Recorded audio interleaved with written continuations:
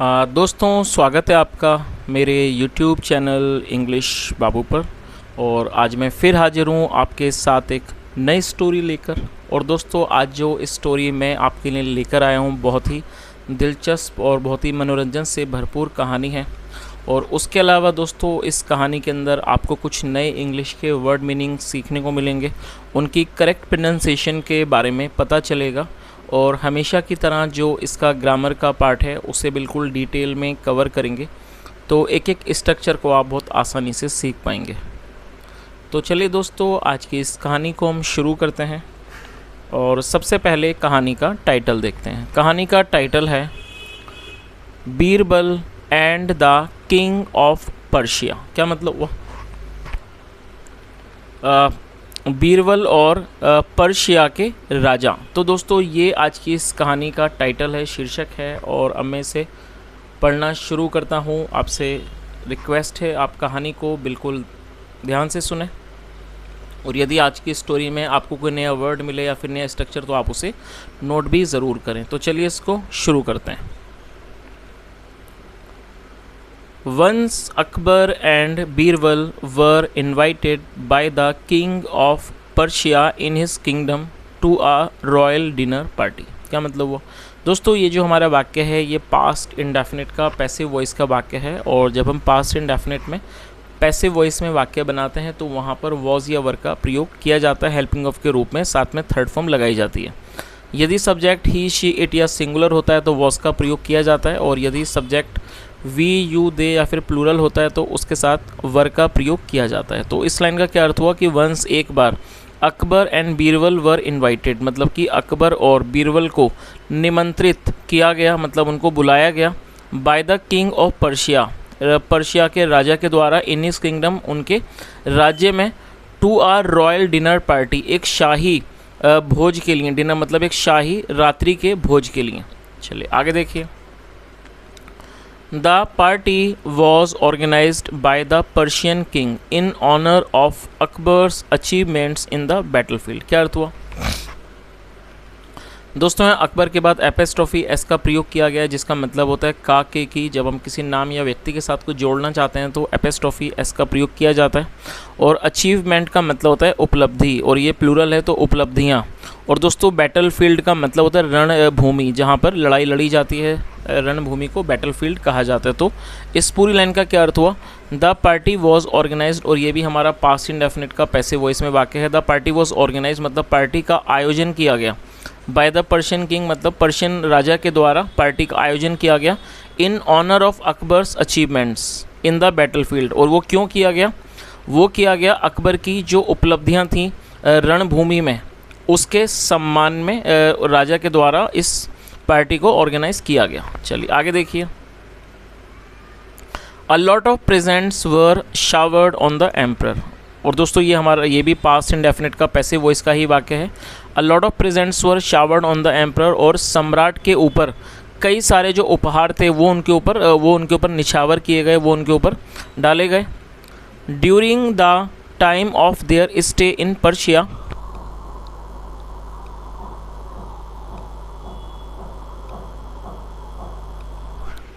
People had already started talking about Akbar and Birbal. क्या अर्थ हुआ? During the time of their stay in Persia. During का मतलब तो दौरान, मतलब उनके देयर मतलब उनके स्टे के दौरान, उनके ठहरने के दौरान, पर्शिया में उनके ठहरने के दौरान, people had already started talking about Akbar and Birbal, जो लोग थे। और दोस्तों, इस वाक्य में हेड के साथ थर्ड फॉर्म का प्रयोग किया गया, तो ये हमारा पास्ट परफेक्ट का वाक्य है। तो क्या अर्थ हुआ कि उनके पर्शिया में ठहरने के दौरान जो लोग थे वो पहले से ही अकबर और बीरबल के बारे में बात करना शुरू कर चुके थे। Specially about Birbal's wit and intelligence, मतलब कि विशेषकर बीरबल की बुद्धिमानी और उसकी समझदारी, मतलब कि जो बीरबल की जो बुद्धिमानी थी और जो उसकी इंटेलिजेंस थी, समझदारी थी, उसके बारे में। The Persian king had a habit of testing people whenever he could. क्या अर्थ हुआ? और दोस्तों ये जो वाक्य है ये हमारा पास्ट का पजेसिव वाक्य है जहाँ पर हैड का प्रयोग हेल्पिंग ऑफ के रूप में किया गया है। तो क्या अर्थ हुआ, the Persian king had a habit, मतलब जो पर्शियन राजा थे उनकी एक आदत थी, ऑफ टेस्टिंग पीपल, लोगों की मतलब लोगों को का इम्तिहान लेने में, लोगों की जाँच करने में, उनको देखने में। वेन एवर ही कुड, जब भी वो कर सकते, मतलब जब भी वो उनकी आदत थी कि वो लोगों को टेस्ट करते थे, उनका इम्तिहान लेते थे, वेन एवर ही कुड, जब भी वो कर पाते। सो इसलिए he thought of testing Birbal as Birbal was gaining in fame, और तो उन्होंने बीरबल का इम्तहान लेने के बारे में सोचा, बीरबल की परीक्षा लेने के बारे में सोचा, जैसे कि बीरबल वॉज गेनिंग फेम, जो बीरबल थे वो प्रसिद्धि पा रहे थे, वो प्रसिद्धि में आ रहे थे। चलिए आगे देखिए। और दोस्तों फेम को आप नोट कर सकते हैं, एक नाउन है जिसका मतलब होता है प्रसिद्धि। चलिए आगे देखिए।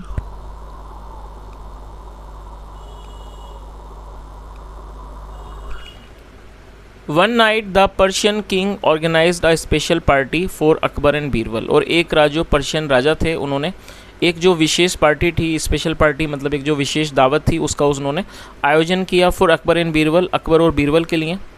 Van both of them arrived in the party, और दोस्तों अराइव का मतलब होता है आना, आगमन होना, सेकंड फॉर्म में arrived. Van both of them arrived in the party, मतलब जब वे दोनों पार्टी में आ गए। The Persian king grabbed Birbal for a chit chat, और जो पर्शियन किंग थे उन्होंने, ग्रैब का मतलब होता है पकड़ लेना, उन्होंने बीरबल को एक चिट चैट मतलब एक छोटी बातचीत के लिए पकड़ लिया। The king first asked about how his stay was and if he was enjoying the beauty of his kingdom. क्या अर्थ हुआ, द किंग फर्स्ट आस्क्ड, जो राजा थे उन्होंने पहले पूछा हाउ हिज स्टे वॉज, कि जो उनका वहाँ पर रुकना है, जो उनका स्टे है वो कैसा है, किस तरह का है। And if he was enjoying the beauty of his kingdom, और क्या वो जो उनके राज्य की जो ब्यूटी है, जो उसका सौंदर्य, क्या वो उसका आनंद ले रहे हैं। तो पहले उन्होंने ये पूछा। चलिए आगे देखिए। What do you think of the party, आप पार्टी के बारे में क्या सोचते हो, आपको पार्टी के बारे में, दावत के बारे में क्या लगता है। All has been done just for you, और दोस्तों ये जो वाक्य है ये प्रेजेंट परफेक्ट का पैसिव वॉइस का वाक्य है जहाँ पर हैज़ बीन और हैव बीन के साथ थर्ड फॉर्म का प्रयोग किया जाता है। तो उन्होंने क्या कहा, all has been done just for you and your emperor, मतलब कि सब कुछ आपके और आपके सम्राट के लिए किया गया है। My friend, said the king of Persia, Persia के राजा ने कहा। I did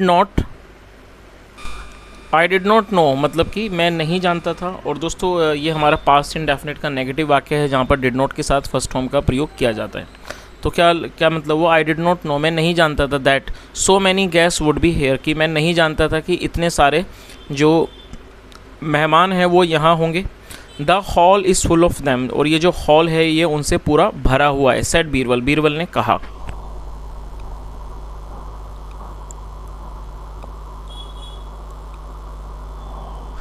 the king replied, और ये रिप्लाई की सेकंड फॉर्म है जिसका मतलब होता है जवाब देना। द किंग रिप्लाइड, राजा ने जवाब दिया। Well there is a twist, मतलब कि एक ट्विस्ट का मतलब होता है किसी तरह का कोई पहेली, कोई घुमाव, कोई मोड़। तो उन्होंने कहा कि एक तरह की एक ट्विस्ट है, एक मोड़ है, घुमाव है।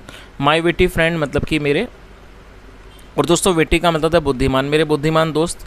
And in the twist lies an interesting riddle, और इस ट्विस्ट में मतलब इस मोड़ में लाइज एन इंटरेस्टिंग रिडल, एक दिलचस्प रिडल छुपी हुई है, मतलब है, रिडल का मतलब पहेली है। फॉर यू, आपके लिए। लेट अस सी, आओ हम देखें। हाउ यू सॉल्व इट, कि आप इसे कैसे सुलझाते हो।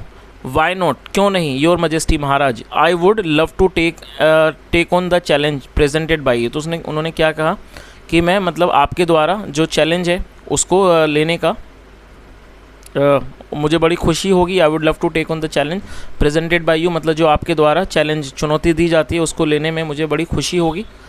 सेड बीरबल, बीरबल ने कहा। चलिए आगे देखिए। The king then explain what the riddle was, फिर जो राजा थे उन्होंने समझाया, एक्सप्लेन मतलब समझाना, उन्होंने समझाया वॉट द रिडल वॉज, की जो रिडल है वो जो पहली वो क्या है। Birbal, as you earlier pointed out, और पॉइंट आउट मतलब होता है इशारा करना, second form pointed out. Birbal, as you earlier pointed out, मतलब बीरबल जैसे आपने पहले इशारा किया। The hall is full of guest, जो हॉल है वो पूरी तरह से मेहमानों से भरा हुआ है। What if I tell you, क्या होगा यदि मैं आपसे कहूँ। That all of them are my employees, की जो सारे हैं वो मेरे एम्प्लॉयज़ हैं। एम्प्लॉयज़ का मतलब होता है काम करने वाले। जिन्हें हम कर्मचारी भी कहते हैं, तो उन्होंने क्या कहा कि क्या होगा यदि मैं आपसे कहूँ that all of them are my employees, की वो सब मेरे कर्मचारी हैं, and only one person is a guest among them. Among them मतलब उनके बीच, और उनके बीच सिर्फ एक ही व्यक्ति है जो मेहमान है।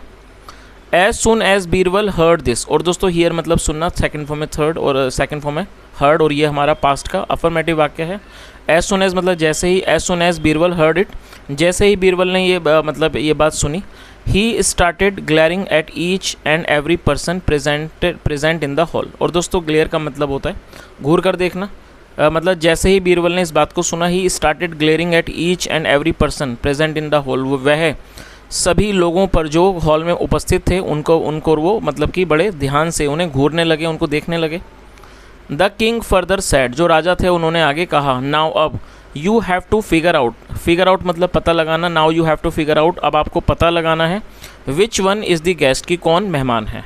चलिए तो दोस्तों इस बात को यहाँ तक आपको समझ में आ ही गया होगा कि जो पर्शिया के राजा थे उन्होंने बीरबल को ये पहेली दी कि यहाँ जो हॉल में जो भी लोग मौजूद हैं वो सारे मेरे एम्प्लॉयज़ हैं, मतलब मेरे काम करने वाले हैं, कर्मचारी हैं, लेकिन इनमें से सिर्फ एक व्यक्ति है जो कि मेहमान है, तो आपको इस भीड़ में से ये पहचानना है कि जो व्यक्ति मेहमान है वो कौन है। चलिए आगे देखते हैं।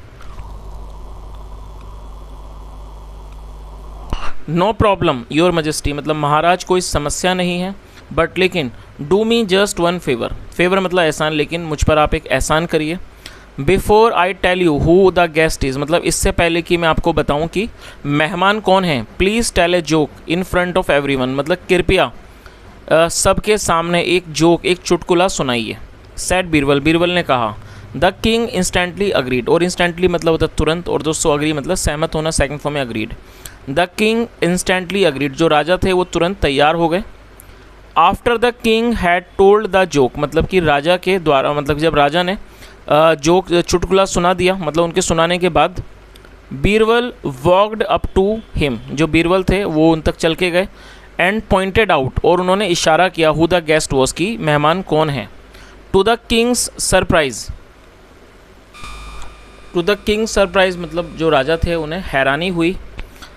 बीरबल्स गैस वॉज करेक्ट, और दोस्तों यहाँ बीरबल के बाद एपेस्ट्रोफी एस है जिसका मतलब काके की होता है, तो क्या अर्थ हुआ, मतलब ये राजा को ये मतलब इस बात की बड़ी हैरानी हुई, बीरबल्स गैस वॉज करेक्ट, जो बीरबल का जो गैस था, अंदाज़ा था, वो करेक्ट, वो बिल्कुल ठीक था।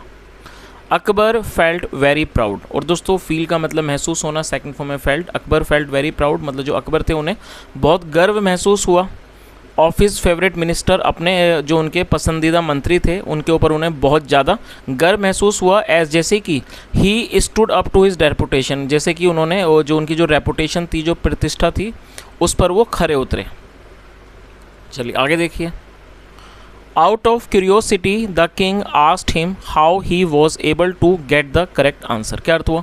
और दोस्तों आप इस वर्ड को नोट कर लीजिए, क्यूरियोसिटी एक नाउन है जिसका मतलब है जिज्ञासा। आउट ऑफ क्यूरियोसिटी मतलब जिज्ञासा से, द किंग आस्क्ड हिम, राजा ने उनसे पूछा, how he was able to get the correct answer, मतलब वह किस तरह से करेक्ट आंसर मतलब सही आंसर का, सही मतलब कि सही जवाब का पता लगा पाए, मतलब उन्हें कैसे मिला। बीरबल एक्सप्लेन, बीरबल ने एक्सप्लेन किया मतलब बीरबल ने समझाया। डू यू नो, क्या आप जानते हो, why I requested you to tell a joke, तो क्या मतलब हुआ कि बीरबल ने समझाया कि क्या आप जानते हो कि मैंने आपको एक चुटकुला सुनाने का अनुरोध क्यों किया। Why I requested you to tell a joke. The moment you finished, मतलब जिस मतलब कि क्षण आपने वो ख़त्म किया। आई ऑब्जर्व का मतलब होता है कि चीज़ को ध्यान से देखना। आई ऑब्जर्व मैंने देखा, एवरी पर्सन हर किसी को देखा मैंने ध्यान से। All of them were laughing मतलब कि हर कोई, मतलब कि उनमें से हर कोई हंस रहा था, except one.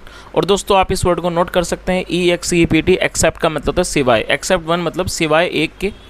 All of them were laughing except one मतलब कि उनमें से हर कोई हंस रहा था सिवाय एक के।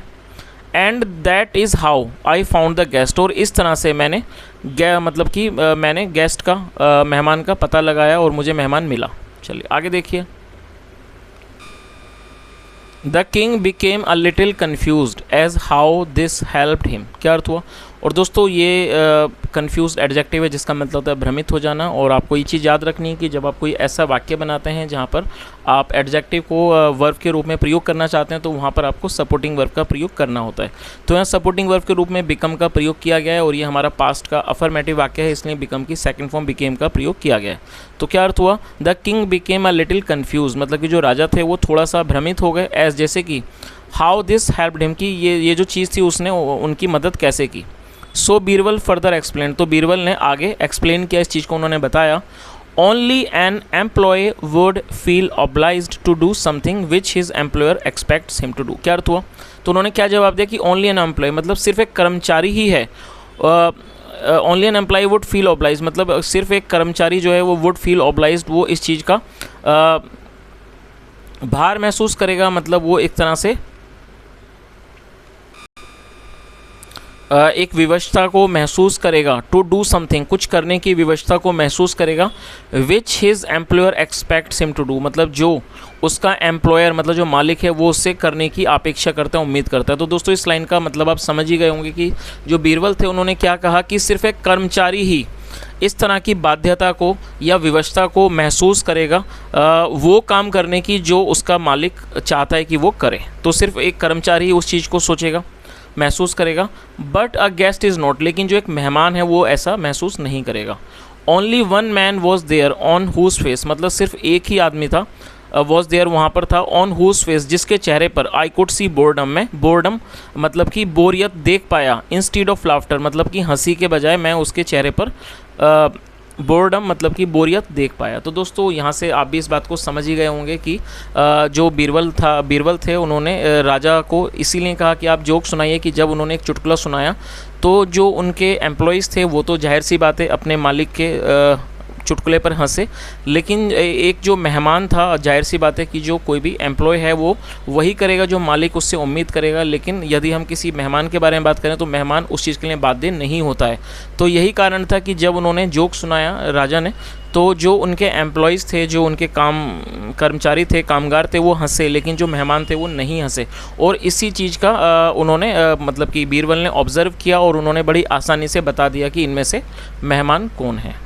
तो दोस्तों ये आज की एक छोटी सी कहानी थी और यदि आपको आज की कहानी अच्छी लगी हो, मेरा पढ़ाने का प्रयास अच्छा लगा हो, तो आपसे रिक्वेस्ट है वीडियो को ज़रूर लाइक करें, शेयर करें, चैनल को ज़रूर सब्सक्राइब करें।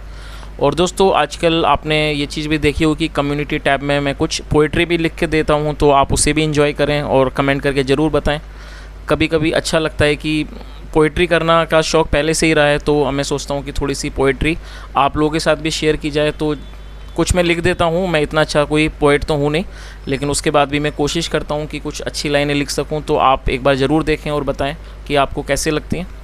So guys, that's it for today. I hope you enjoyed this session, and if you really learned something new from this video, so it's my humble request that do subscribe my channel. Thank you so much for listening. Have a nice day and bye.